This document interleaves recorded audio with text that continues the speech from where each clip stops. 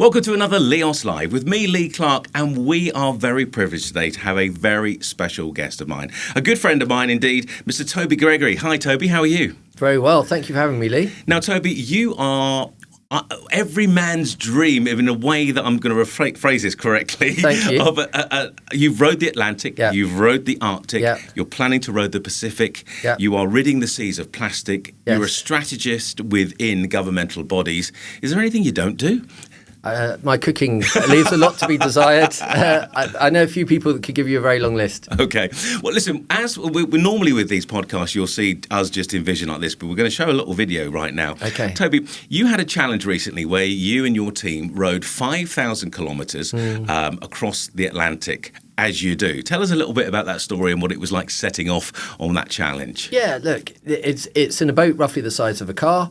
It's all the way across. There are no islands, there's no stopping points. We're not surrounded by support boats. We're completely on your own. It's just you and your team against the ocean, or where you can with the ocean, through storms, rowing through the night, 2 hours on, 2 hours off. It's kind of like the ultimate physical and mental challenge. It really does kind of push you and stretch you in ways you could never ever imagine. And you come back a completely changed person. But we saw sharks, we saw whales, and we had massive storms. So we had it all. You had it all indeed. Now, the footage that guys are watching below us here is giving us an insight of it. There are three guys on the boat that we saw in the video there. I suppose you kind of form a sort of brotherhood, don't you, when you kind of do a challenge like that? Yeah, sometimes. It's amazing what happens on these ocean rows. There are a group of people who just set off to do the Pacific, and that's fallen apart. And our team on the Pacific, on the Atlantic did eventually. On the Arctic as well, which is another thing you referenced. Yeah. We were a lot tighter. It was a lot better. Everyone brought a certain skill set, so there's kind of less on one person then, because these are unusual challenges, right? They're not everyday things, and No. you know, for me, I think life's not measured in time; it's measured in moments, and so it's important to try these things. You've got to test yourself. Certainly. Well, listen, people are looking at you right here today in your suit, looking as you do, but I know you have, of course, in your rowing attire and a bit more stubbly look to you, Toby. I mean, tell us what this is really about. Why does and you're the founder of the Arabian Ocean rowing team, of course, and the Arctic Challenge as well. You came up with this conceptual idea. What was the main reason behind it, Toby, and what's it all about for you? Yes, I'd always done ultra endurance events of one form or another. Did Marathon des Sables across the Sahara Desert, which is a running event, and in coordination with the UN Environment Programme and their focus at the time, which was particularly on the oceans. They were looking at plastic pollution, and 90% of the pollution in our oceans is made up of plastic. I found a way that we might be able to convey information about that in a way that was engaging, positive and fun to all generations. You know, when people who've never rowed before take a small boat and try and go across a large body of water, they're like, you've got to be crazy. So they're gripped by it. So it was a combination of the thrill of the challenge, the intellectual element between engineering, science and physical endurance, and also just creating amazing memories. And with that, we prepared, we trained. It took many years, but the end result with the UN Environment Programme was amazing. You know, we've been to hundreds of schools, thousands of students, thousands of companies. So we've really ticked the box for them. We've also ticked the box for ourselves. Well, I've known you for quite a few years now, and I'm very pleased and proud to call you my friend. I think it's one of the things that I see a lot of the footage that you put out there is educating the young people of our world. Because you can put up a video in an assembly and get people to watch it, and it doesn't really mean too much to them. It's just a bit of footage. When they meet you, you've rowed the Arctic, you've rowed the Atlantic, you've literally put your life on the line to bring this to the fore to help them have a cleaner and brighter future. How much engagement do the youngsters have with you? Yeah, look, a huge amount. And obviously a huge part of this is about the environment, it's about sustainability, but I think it's much bigger than that. It's about pushing boundaries, daring to dream. And that's not just for the youngsters, that's for everybody. And, you know, with that in mind, just because you've had a bad day, it doesn't mean you failed. And they look at you having achieved certain things and think, well, life is magical. Life's not magical. You know, life's tough for all of us, no matter who we are. And as a consequence, about pushing through those days. It's about trying harder. So with regards to engagement from the younger age group, they love it because they think you're something you're not. Yeah. You know, and they see this thing, they think, well, you must be the strongest person in the world. You're not. You know, I just say I'm a very ordinary person that's resilient, that's got consistency, and that consistency is about effort. And that relates to the young people, but that also relates to adults corporates, and people across the world. I suppose when you show footage that we're going to again show during this podcast of, I'm guessing, I'm not an oceanographer, but I'm guessing it looks like a humpback whale or some sort of whale that we'll show footage of during this one.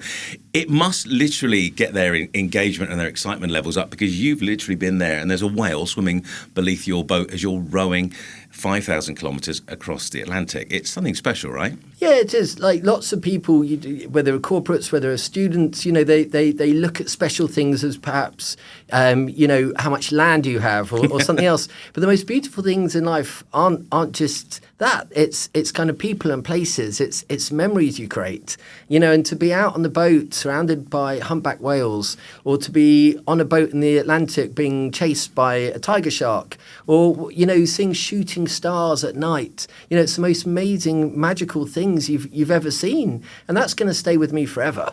You don't lose those kind of thoughts, and you can't lose what you've seen. And for me, that keeps me going. Sounds like a Hollywood movie, actually, when you think about it. And I think sometimes, not having ever done one of these challenges, and, never say never, but maybe not going to do one of these challenges. Here we go. This is where it starts. But, you must have to pinch yourself when you look up to the skies and you think about, where we are, where we come from, whether we're here in Dubai, whether we're talking about property with LEOS developments, whether we're talking about just going through life daily. You look up and you just go, there's so much more than some of the day-to-day hassles that we have. I don't know how you feel about that sort of thing. Yeah, it's an interesting one, because lots of people do ultra endurance and challenges to kind of escape life. Actually, it brings life to you, right? Because you're out on your own, so there's very little to think about except for where you are, perhaps a bit of panic and how much you've got to go. And so all the negative things tend to be drawn in. But actually, it's just like life here. Never look too far ahead. Just have a plan and execute that plan. What do I need to do today? Every morning we get a chance to do something amazing. And yes, we've got things in place and stuff we have to do, but what can you fit in around that? Do you take ownership of it, or do you just kind of drift along? Yeah. And so, yes, I get to see amazing things, and I think, okay, well, this is very special, but I've got to apply that to everyday life here. If you want your dream property, if you want your dream residence, then it's about working towards it. Right. That's within reach of anybody, and especially the younger age group right now, or those starting their first jobs. How am I going to get that? What do I need to do to build that? I don't have it right now, but it's just simple steps, and it's exactly the same process. It's about focus, it's about having that consistency and just maintaining effort. Do 15 minutes every day, and you'll be surprised where it takes you. And that's all I do with all my projects. I just make a plan, hopefully the night before, sometimes that morning, and that day I execute it. And then you can have your dream home, your dream property, or whatever it is you want in life. Every time I message Toby, there's either one thing that comes back. He's either just finished an endurance cycle, just popped down from Kite Beach to Fujairah, the kind of thing that we don't normally do, but Toby does, just kind of like off the cuff. You do it with your kids and your son. I know that you have the odd cycle not race or cycle route with. It is good for the soul. And as you say, for instance, like LEOS, and we've talked about it a lot during our podcast, we have a new development called Sports City, which we're talking about for the future, where like-minded people, like yourself, who are into sports at varying levels, can go and be surrounded, not necessarily totally surrounded by people of that ilk and that style, but you've got the great sports facilities of cricket, rugby, football, swimming, golf, cycle tracks. That's the kind of lovely way of life to have as well, to encourage you to get through those day-to-day challenges that we all have. Yeah, I think, particularly with the Sports City development you reference, something that you haven't talked about is the standard of the education in the area. Absolutely. There's some of the best schools in the region just around it on its doorstep, so that's going to help. The sporting facilities and access that they have is going to help. And so actually it's, yes, you have that active life, but you've got the educational elements and it's close by, so you don't have to drive all the way across town. Yeah. So that, it's a combination of what creates a beautiful and useful community. And so with that in mind, it's kind of perfectly positioned. But yeah, definitely from a younger age group, being in an area like Sports City, not just with the education, but the ICC, you've got all the cricket. You've got some amazing gyms, 50-metre pools, and there's a bit of everything. I'm glad you're here, actually, Toby, picking me up on the good thing about schools, because that was one of the points that I normally make, and one of those things that had drifted me by for this interview, but thank you for that, my friend. Okay, let's talk about a couple of other things before we get into the nitty-gritty of it all. When you do a challenge like rowing the Atlantic, 5,000 kilometres, if you can sum it up, how long does something like that take you to do? I mean, how long did that challenge take you to finish? Yeah, it's an interesting one, because when you phrase a question like that, I instantly think of how long it took us to complete the challenge. Yeah. Which was 42 days. And that 42 days, you're completely on your own on a little floating object in the middle of nowhere with no protection, no nothing, no engine, no sail, just a couple of sticks as oars and moving yourself across. But really, the hard work starts years before that. It's the planning, it's the preparation, it's the late nights. Yeah. You know, a good friend of mine, Richard, who runs a media agency here, you know, throughout the summer before, I didn't sleep at all. And he was always there, you know, had a great support network, encouraging me, pushing me forward, moving me on. And so actually the challenge itself physically takes 42 days. Yeah. But the preparation's a number of years. And then you've got the recovery period afterwards. You don't just go from being out on the ocean to suddenly come back and, hi, I'm back. Yeah. I'll never forget, I did an interview for the radio as soon as I'd arrived back, and they did it on Teams. I'm looking into this computer just reconnecting with life. It's most bizarre in this technological age.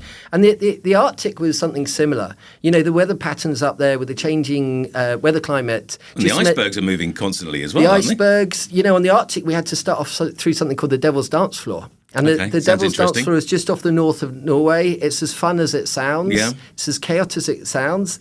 And, you know, for us, we're just being thrown everywhere in minus temperatures, massive waves.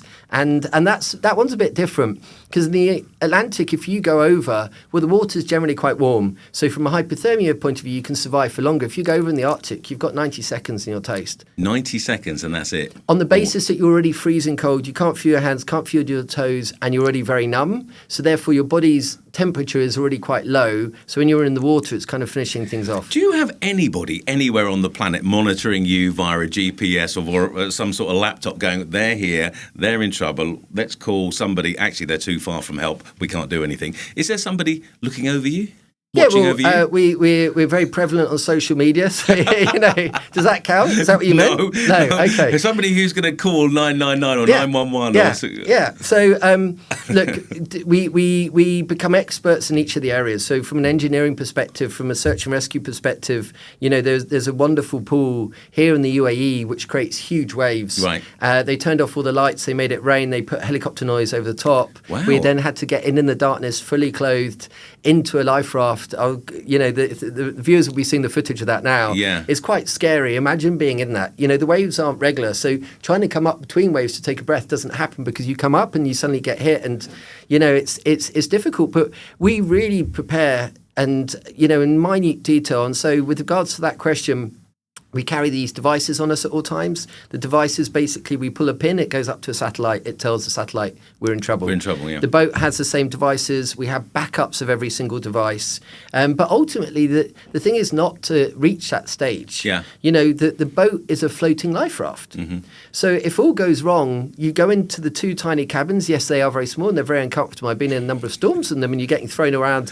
We normally take Cracking rugby. your head on there. Well, we go the level of detail. We take rugby head guards. Scrum caps, Scrum caps, because with that in mind, then you can protect your head. And it's like being in a washing machine. It's not pleasant, but it is what it is. And the myopic nature, the detail that you go into means that every eventuality is covered.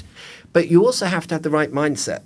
You know, when we were in the Arctic, it was very different from the Atlantic. The Arctic team I had, you know, we had one fundamental line that we all used every single day, and that was the only decision we ever had to make was the one that kept us safe. Right, which is? Well, whatever it is at that time. Oh, okay. Yeah, so whatever presents us. You know, so there was a time halfway through, I remember making a phone call home saying we're probably going to have to abandon the boat. You know, it's not a nice conversation to have. And, you know, the response wasn't particularly supportive, but it was you know, it was there. But also we'd arranged with the authorities, we coordinate with all the relevant people. You know, I think our responsibility in all of this is if we do get into trouble is not to put anyone else's lives in difficulty, you know, because they'll want to come out, they'll want to rescue us. So, as a, you know, we have... some might, anyway. Some might, yeah. There is a list, a long list. There is a list of people probably who wouldn't come and that get you. would. But it's one of those ones where...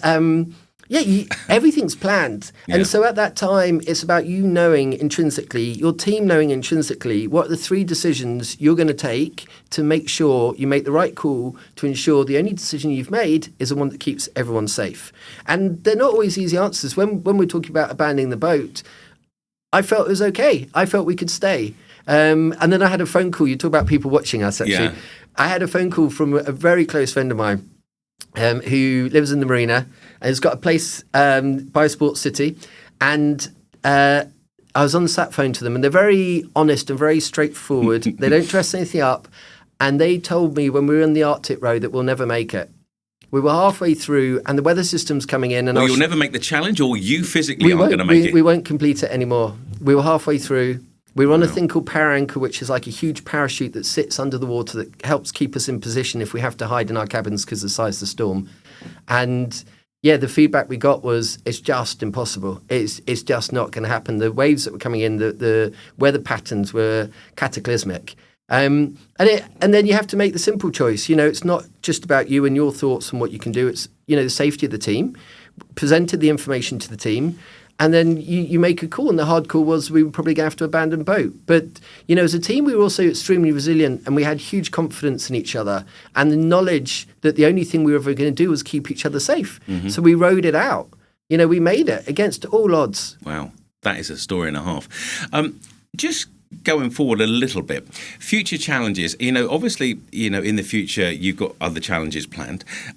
This is something that, I'd love that LEOS would be involved with at some point alongside your challenges and your future endeavours. One thing, just before we get on to your next challenges, what are the key goals that you hope to achieve by rowing the Atlantic, going to the Arctic? What do you want to raise more awareness of, or is it an amalgamation of one, two, or three things? What's the goal at the end of it all? Yeah, I think in simple terms there are two goals, and it's things like this that really help with all of that. Number one, it's to raise awareness about protecting our oceans and the planet. The second is to encourage everyone to dare to dream. Life's not a dress rehearsal. Right now I'm the oldest and the youngest I'm going to be. For now, and I can be older, but I can never be younger. That's so demoralising. Well, this is it. Let's go. Let's utilise this day. Yeah. I did a calculation the other day to work out how many days I had until I was 70. And when you see these kind of facts, whether you're 20, whether you're 15, whatever, the time is ticking away. You have to utilise every minute, every hour to ensure that the future is good, not just for yourself, but everyone around you too. So I come back to it's two things: protection of the planet, but also just encouraging others to dare to dream, because they kind of sleepwalk through life. They kind of plan for their retirement. Yeah. If you want to buy a place in Sports City, buy a place now. Make it happen. Don't wait. Oh, when I retire, I'm going to get a place in Sports City, a place in another one of their developments. No. Do it now. Start this now. Don't wait. You can't afford to wait. But you can do something now. Carpe diem, as they say. Seize the day. Exactly. And I think you're right there, Toby. I mean, again, not going straight down the funnel here, but, if you do want to buy a property, whether it's Weybridge Gardens, Knightsbridge, whether it's, of course, Sports City, when you do come to eventually think to yourself that you are going to buy it, you probably can't afford it by then, or there are other priorities. So, set your stall out, make a great life investment and go for it. Now, with LEOS, we've interviewed, and I've interviewed so many different people from all walks of life. I'm very privileged to have you along today, Toby, as you know, as a mate of yours. What's your next challenge? What are you going to do next? How can LEOS be involved? What can that do for making people aware here in the region? And of course, what message is it going to deliver to the challenge overall? Yeah, sure. So we're sticking with the theme of water. Mm-hmm. We're just going to bring it closer to home. And I'm having a company locally build a new boat through a partnership with them. We're going to try and make that boat as environmentally friendly as possible. It is another rowing boat. Right. But I won't be rowing it this time.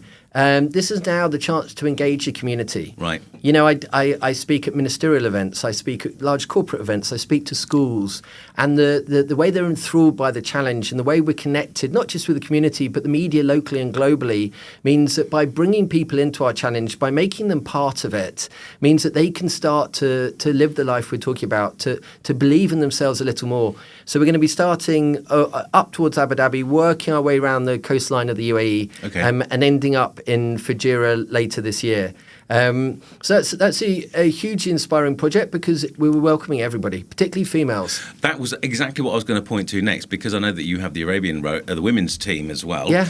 And that would obviously signal a lot for women to, be part of these even to a guy perspective, unachievable challenges, and to show you that you can do it, you can make it. 100%. When I did the Atlantic, it was 3 guys. When we did the Arctic, there was a lady called Orla on board, who's an amazing individual.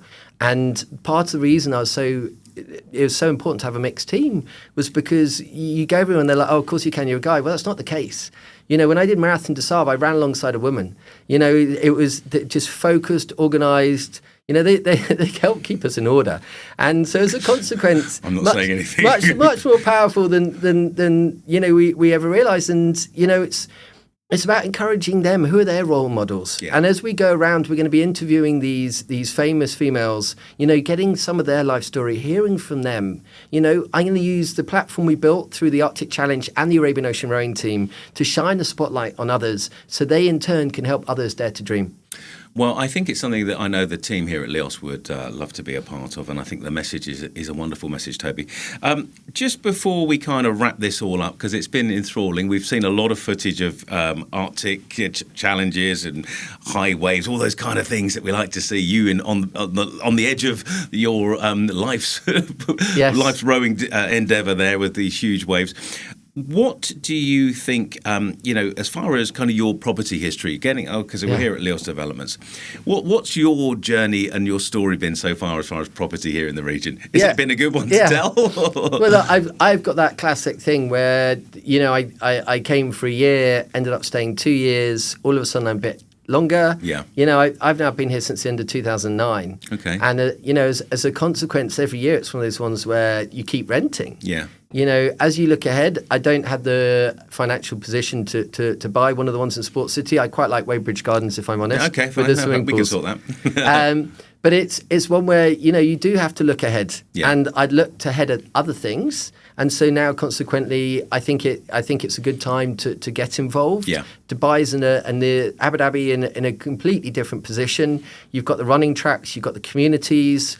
As somebody that goes to all the schools, the standard of education for people seeing this overseas that are thinking about the UAE is relocating is outstanding. It really is a place to raise children and to have an amazing life. So from my perspective, I hope to get on the property ladder soon. Yeah. But apart from that, I would really say that, the UAE is a great place to invest. Exactly. Well, we can, and our team can maybe help you on that little goal going down the line, Toby. As we sum up here, it's been a great opportunity to understand a little bit about life's challenges, people, in the worldwide challenges, what you've gone through to help the world understand what is going on. I think David Attenborough was with Prince William recently and almost said basically in the interview that it was already too late for the seas. It was he was so fearful of not making the change now to the world. I know with you highlighting the Cleaner Seas projects, it can be something that can help towards that. Yeah, you're right. It's interesting. We've just recently had World Ocean Day. Yeah. The UN, the Secretary General of the UN, they were all heavily involved in this. David Attenborough, Prince William, as you mentioned, the local British Embassy had an event as well. Yeah. So as a consequence, there are people pushing this message. I think the key thing about the oceans is it provides 50% of the oxygen we breathe. It's the largest carbon sink. It brings in half the trade and everything else. But it's not just that. It's a wonderful place to be, and people love nature. And I think that's one of the things about, a lot of your developments, is the connection to nature. It's the greenery, the open spaces, the light. And so with that in mind, it's something that's already intrinsically about us and within us. So actually, if we can connect the two of them some ways, and I know, LEOS do a lot for the protection of the environment and sustainability. And so it's just about each company kind of following their leads and doing more and pushing the right direction. Okay, to finish off with now, Toby, you've done the Atlantic, Arctic, UAE row that we're talking about here. What is there one more challenge, one more ultimate goal? I came up with an idea the other day that you could row the world, but not the world as we know it, the world, the island of the world. I've done that. You've done Yeah. Well, there you in go. fact, technically, I've got the fastest crossing. This is unverified, but we'll put it in anyway. I've got the fastest ever crossing from Africa to South America because Nikhil and Dubai Holding very kindly gave us permission to go there. And so we crossed from Africa to South America. Ah, okay. Yeah, it still took 45 minutes. But yeah, if there was a challenge, is there one that is burning in the back of your mind to say, I've got to do this before whatever, or we've got to achieve that? Yeah. Look, I've had a number of setbacks recently on things externally, so they push stuff in a different direction. But I think for me, I'd love to row the Atlantic solo. Okay. I'm really keen, and I have to do it. Okay. When it would happen, so it's a smaller boat. I've seen that little twinkle in your eye there, my friend. That's meaning that you're going to do it. Yeah, it has to be done. So I have to row the Atlantic solo. I'm going to do the Pacific at some point. I was planning, it was about to happen this year. The weather conditions and other elements aren't right, so it's not happening this year. But yeah, Atlantic solo would certainly be one. Well, then I could be your motivational speaker, the man on the phone. You know when you get that low, but I just can't carry on, Lee, and now I'll just bore you to tears for half an hour. That's it. And then what? I go to sleep? Is that what happens? It's not going to be great for rowing. Reverse psychology then. Yeah. I'll get you going. You get me? Okay, well, I appreciate that. Why don't you, based on what you said earlier, and a twinkle in your eye, you should be on the boat? Mate, I've always been a sportsman all my life. You know, as you know from our sporting passes together. Yeah, absolutely. What would be the challenges out there? What would the challenge you'd do if you could do any challenge? Do you know? Having done the research for this over the last, we've been talking about this since February. Yeah. We're now in middle of June, which we're filming this now. It's been a long time. I've got another friend of mine who rowed the Atlantic, but in a different route to you. Yeah. I really looked at what you've done and thought, I'd like to give that a go. Because I've been a footballer. I've played cricket. I've done rugby. Yeah. I've jumped out of an aeroplane over Australia. I've scuba dived. But I've never rowed. Well, this is your chance. Get the abs back again. I still don't have abs now, so that's the wrong sport. Well, listen, Toby, it's been fascinating. We could talk for hours. Our viewers have been hopefully enthralled by what you've put across, the footage that we've seen so far. Mate, it's been a pleasure to be with you. Toby Gregory, explorer, adventurer, all-round good guy. Thanks for joining us here at LEOS Live. Thank you so much. Cheers, Toby.